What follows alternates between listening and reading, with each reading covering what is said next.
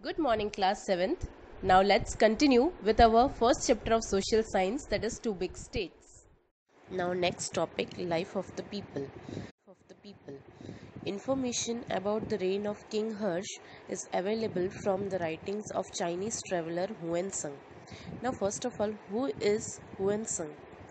Huan-Sung was a Chinese traveler and he came to India for studying into Nalanda University. अच्छा, when संग ने एक अपनी travelogue book ली थी जिसमें वो जहाँ पर भी ट्रैवल करता पूरे इंडिया में वो सारी खबरें वो अपनी एक बुक में नोट डाउन करता था. That was known as a travelogue book. So in the same way Harshavardhana के रूल के टाइम पे भी हुएन संग ने विजिट किया था इंडिया में एंड हर्षवर्धन के रूल के बारे में उन्होंने अपने बुक में लिखा था एंड हमारे पास ये इन्फॉर्मेशन वहीं से आई है. Next, towns and villages of the time were fortified and had huge gateways at their entrance. Now what was noted in his book was first, like towns and villages of that time.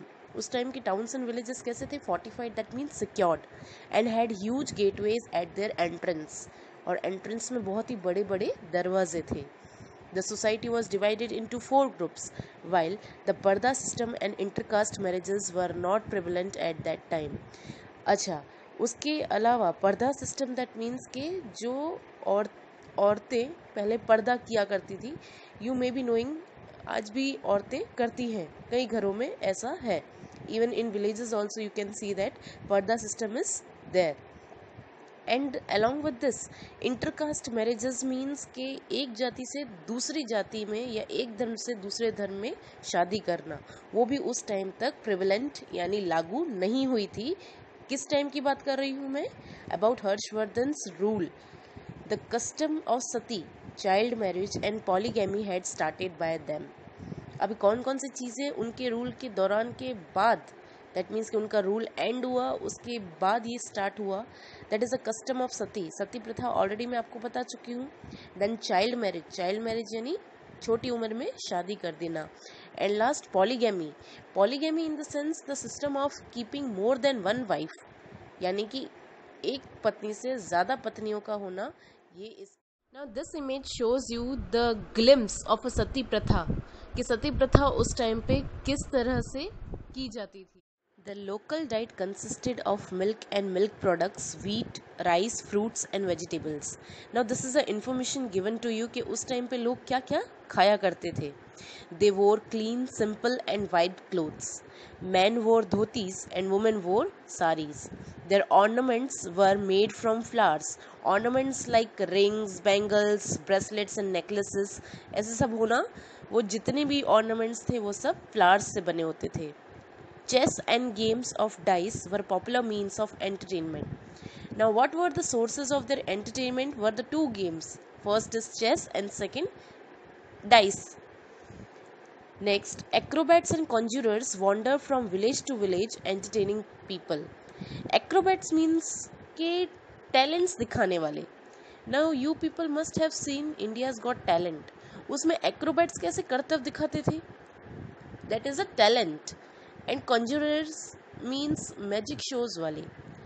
So they both were wandering from village to village to entertain people at that time. Farming and animal husbandry were the main occupations of the people. Farming means खेती बाड़ी and animal husbandry means पशुपालन. ये दो main कार्य होते थे लोगों के पास करने के लिए. Land revenue was 1/6 of the production. अच्छा, land revenue system means to collect a tax on a particular land. Tax collect कौन करता था उस टाइम पे? लैंडलॉर्ड्स. लाइक फॉर एग्जांपल, मेरी एक ज़मीन है, आई हैव अ लैंड, उसमें मैं पर ईयर 60,000 कमा रही हूँ. सो उसका 1/6 पार्ट कितना होता है 60,000 का? 10,000. यस, 10,000 मुझे टैक्स पे करना होगा लैंडलॉर्ड को. So that is known as a land revenue system, जो उस टाइम पे कलेक्ट किया जाता था. Apart from this, internal and international trade was carried out by the Vaishyas. Internal and international trade means कि internal जो within the country business किया जाता है, and international trade means जो foreign countries में ट्रेड किया जाता है, बिजनेस किया जाता है, वो कौन कैरी आउट करता था? So Vaishyas at present known as merchants और फार्मर्स.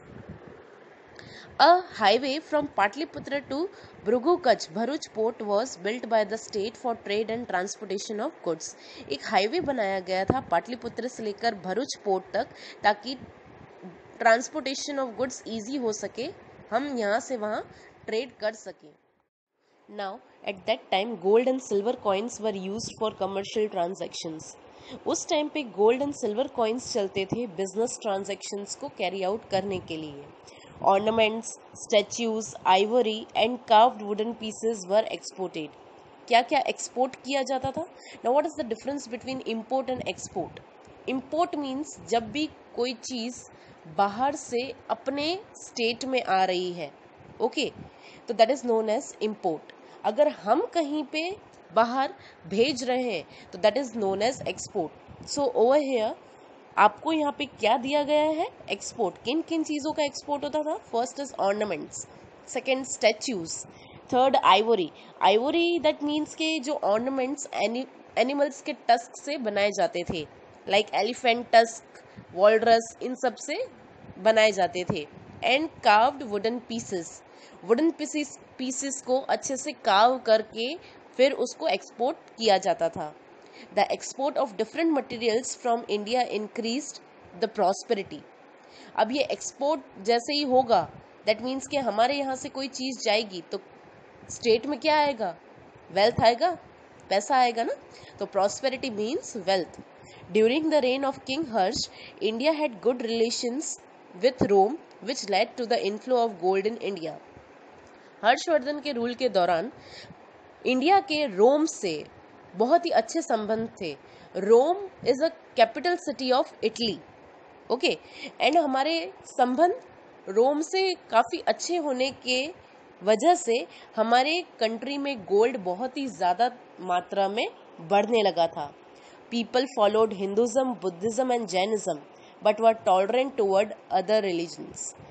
वैसे देखा जाए तो इंडिया में तीनों रिलीजन्स चलते थे उस टाइम पे बहुत ही ज़्यादा. दैट मीन्स कि लोग फॉलो करते थे हिंदुज़म, बुद्धिज़्म एंड जैनिज़्म.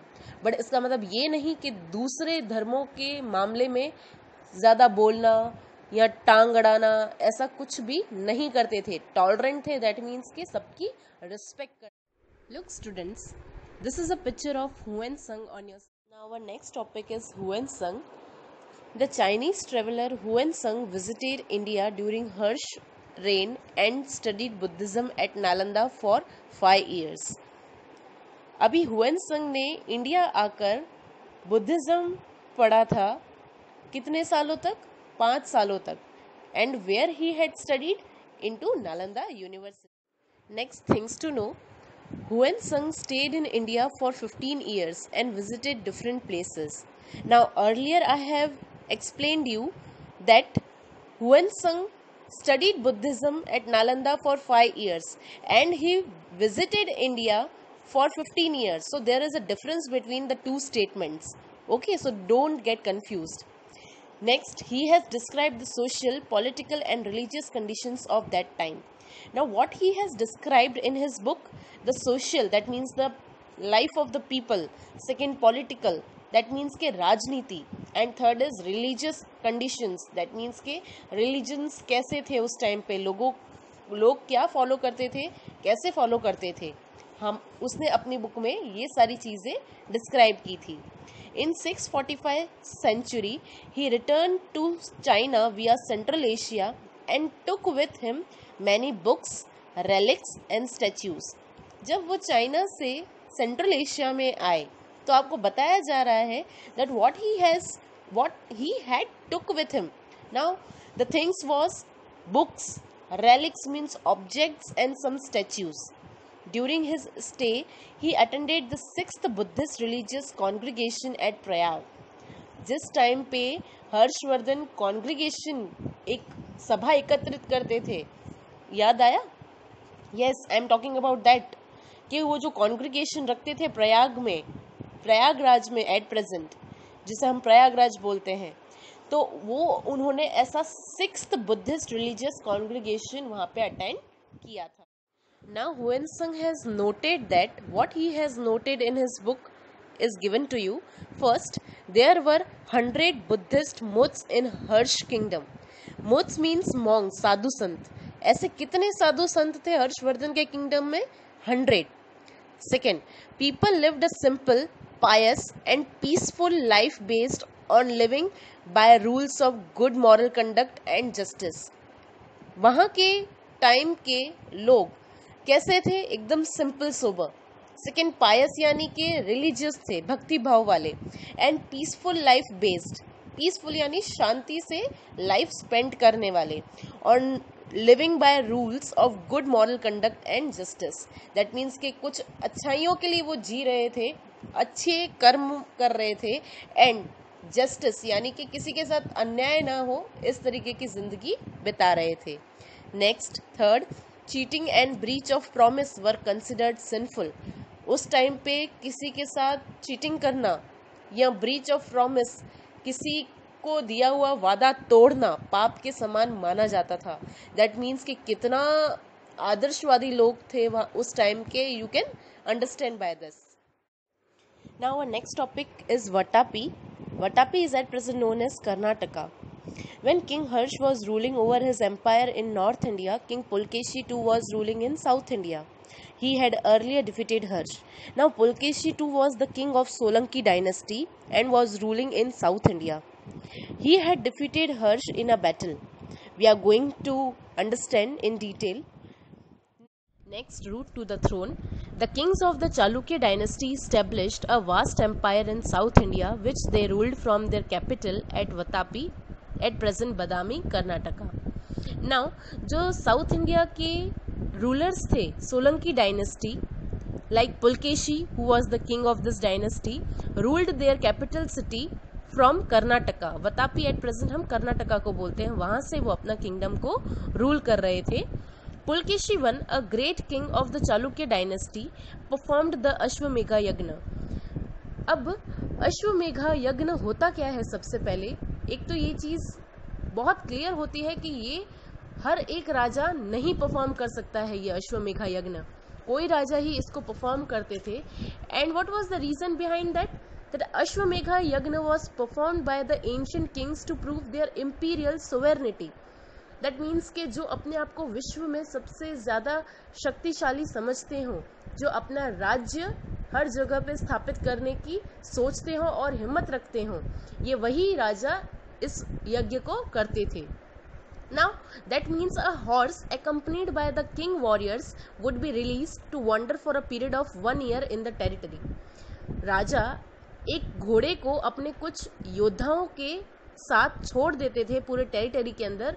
कितने साल के लिए? 1 साल के लिए. If any rival could dispute the king would challenge the warriors accompanying horse. अगर किसी भी देश के राजा को, किसी भी राज्य के राजा को अगर उनसे तकलीफ होगी, किनसे? जो अश्वमेघा यज्ञ कर रहे हैं उनसे तकलीफ होगी, तो वो सीधा चैलेंज करेंगे वॉरियर्स को कि अपने राजा को बुलाओ और उन्हें बोलो मेरे साथ द्वंद्व करें. After 1 year, if no enemy had managed to kill or capture the horse, the animal would be guided back to the king's capital. और मान लो कि 1 साल तक किसी ने भी उस घोड़े को न पकड़ा न मारा, तो इसका सीधा सीधा मतलब यही होता है कि कोई भी राजा को उनके इस यज्ञ से कोई दिक्कत नहीं है, उनसे कोई बैर नहीं है. एंड फिर वो घोड़ा अपने कैपिटल वापस भिजवा दिया जाता था. आफ्टर दैट नेक्स्ट आपको ये बताया गया है his son Kirti Varma ascended the throne after him. अभी पुलकेशी I के डेथ के बाद उनका सबसे बड़ा बेटा कीर्ति वर्मा राज्य सिंहासन पे बैठा. And then he was succeeded by his brother Mangalesha who built the grand Vishnu temple at Vatapi.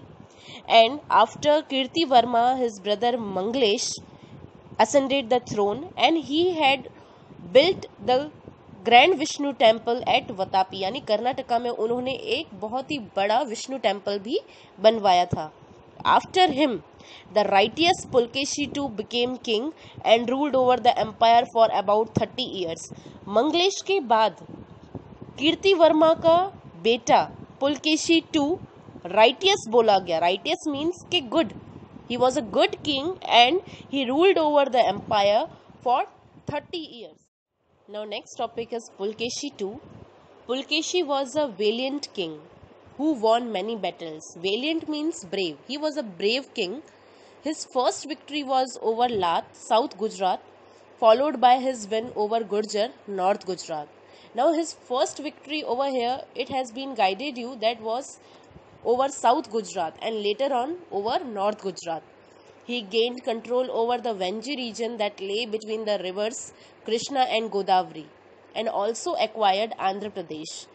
Now, he had gained control over the Vanji region which was between the two rivers. Which two rivers? Krishna and Godavari. And had gained control over Andhra Pradesh too. He transformed the capital Vatapi into a city of magnificence and splendor. Now he turned the capital city into a city of magnificence means कि उन्होंने उस city को. Then the armies of Harshvardhan and Pulkeshi II fought a great battle near river Narmada in which the former was defeated. Former means पहले वाला मतलब जो अभी मैंने लाइन पढ़ी, इनमें से पहले किसका नाम आया? हर्षवर्धन का. सो जब पहले बैटल हुआ था तो उसमें हर्षवर्धन की हार हुई थी, ऐसा आपको बताया जा रहा है. This halted Harsh expansion towards South India and so the empire of Kannauj could not extend beyond Narmada. Halted means stopped. यही रीजन था कि जिसकी वजह से हर्ष के किंगडम का एक्सपांशन यानी आगे नहीं बढ़ सका. हर्षवर्धन का किंगडम स्टॉप हो गया था क्योंकि हर्षवर्धन हार गया था पुलकेशी II से, इसलिए कन्नौज ज्यादा एक्सटेंड नहीं हो सका नर्मदा रिवर के आगे. He was not only a great warrior but also a lover of arts. Warrior means कि एक सिर्फ वो योद्धा ही नहीं था अच्छा, इसके अलावा वो लवर ऑफ आर्ट्स को भी बहुत ही ज़्यादा पसंद करता था. The cave of Vatapi and Dharapuri were built during his reign. Vatapi and Dharapuri caves are at present in Karnataka was also built during his reign. The famous cave murals of Ajanta were also painted at that time. Ajanta caves जो महाराष्ट्र में है वो भी उसके rule. In his travels, Huansung visited the court of Pulkeshi II and has given a vivid account of its grandeur. Now, Huansung ने जब Pulakeshi II के court में, that means कि साउथ इंडिया विजिट किया था, तब उन्होंने अपनी बुक में उस जगह को लेकर बहुत ही अलग तरीके से एक्सप्रेस किया था कि मतलब साउथ इंडिया सबसे ब्यूटीफुल था पुलकेशी II के रूल के दौरान. The kings of the Chalukya dynasty were followers of Hinduism. Chalukya dynasties were followers of Hinduism. That means कि कोई और रिलीजन को फॉलो नहीं कर रहे थे वो उस टाइम पे. हिंदुइज्म सबसे ज़्यादा फोर्स में था. During this time, Buddhism went into decline while the Digambar Jain sect gained popularity. And उस टाइम तक बुद्धिज्म धीरे धीरे कम होता गया एंड दिगंबर जैन सेक्ट यानी जैनिज्म बढ़ने लगा था और popularity. Next, Harshavardhana and Pulakeshi II were contemporary rulers. Contemporary means एक जैसा योद्धा, वो दोनों एक जैसे थे. However Harsha fought fewer battles as compared to Pulakeshi who continued waging wars. देखा जाए तो हर्षवर्धन ने पुलकेशी से कम बैटल्स लड़े थे जबकि पुलकेशी II वॉर्स कंडक्ट करते रहे. He finally met his end in 642 CE in a conflict with the Pallav king of Kanchipuram. अब आपको यहाँ पे बताया गया है कि पुलकेशी की डेथ कब हुई थी, in which century he was died. 642 century में उनकी डेथ हो गई थी in a conflict with Pallava king. एक बैटल हुआ था पल्लव किंग जो कांचीपुरम के थे, उनके साथ बैटल लड़ते लड़ते वो मर चुके थे. King Harshvardhan died 5 years after him. और हर्षवर्धन पुलकेशी II के 5 सालों बाद मृत्यु को प्राप्त हुए. दैट मीन्स कि कौन सा ईयर होगा वो? 647 CE. So students, our chapter is completed over here.